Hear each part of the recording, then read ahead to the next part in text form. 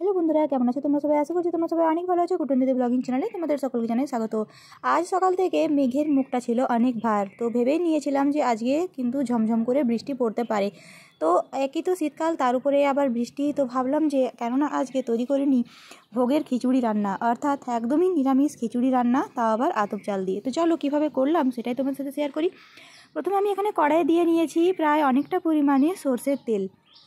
এটা গরম হয়ে এলে আমি এখন এতে দিয়ে নেবো প্রায় 2 চামচের মতো গোটা জিরে। জিরেটা দেওয়ার পর দেখতে পাচ্ছ তেলটা কিন্তু একদম ফুটে বুদবুদ আকার অনেকটা তৈরি হয়ে গেছে। এখন আমি এর মধ্যে মিশিয়ে নেবো তো শুকনো লঙ্কা। তোমরা চাইলে ঝালের পরিমাণটা কম বেশি করতে পারো তোমাদের পছন্দ অনুযায়ী। আমি এতে দিয়ে নেবো প্রায় 10 গ্রামের মতো বাদাম। এখন আমি এতে দিয়ে নেবো 1 কাপের মতো মুগের ডাল।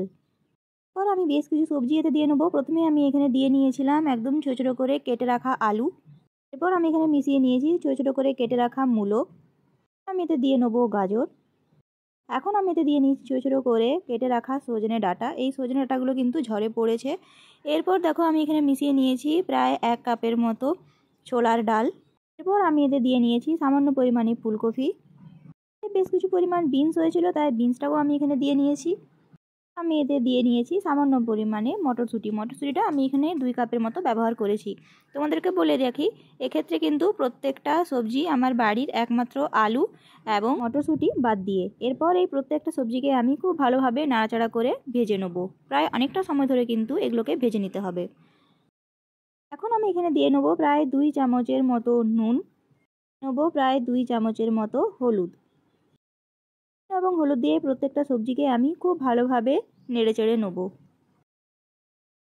প্রত্যেকটা সবজি এবং ডাল খুব ভালোভাবে ভাজা হয়ে গেলে এখন আমি এতে মিশিয়ে নেব প্রায় 1 চামচের মতো আদা বাটা। যেহেতু এটা আমি নিরামিষ তৈরি করছি, তাই এখানে আমি আদাটাকে ব্যবহার করেছি, কোনো রকম পেঁয়াজ বা রসুন ব্যবহার করিনি।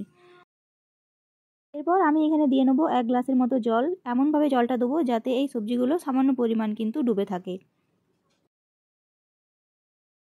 সবজিগুলো জলে ডুবে গেছে। এখন আমি এতে দিয়ে নেবো দেখো আতপ চাল। আতপ চালটাকে আমি আগে থেকে খুব ভালো করে জল দিয়ে ধুয়ে পরিষ্কার করে রেখেছিলাম। এখন আমি যেটা করব, আতপ চালটাকে আমি হাতে করে নিয়ে এই যে সবজিগুলোর সাথে মিশিয়ে নেব।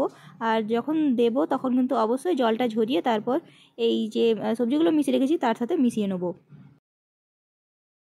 পর খুব ভালোভাবে নাড়াচাড়া করে আমি এখন এটাকে 20 মিনিটের মতো রান্না হতে দেবো। তো 20 মিনিট পর দেখো খিচুড়িটা খুব সুন্দরভাবে তৈরি হয়ে গেছে। দেখতেই পাচ্ছ খুব সুন্দরভাবে নিরামিষ খিচুড়ি তৈরি হয়ে গেছে।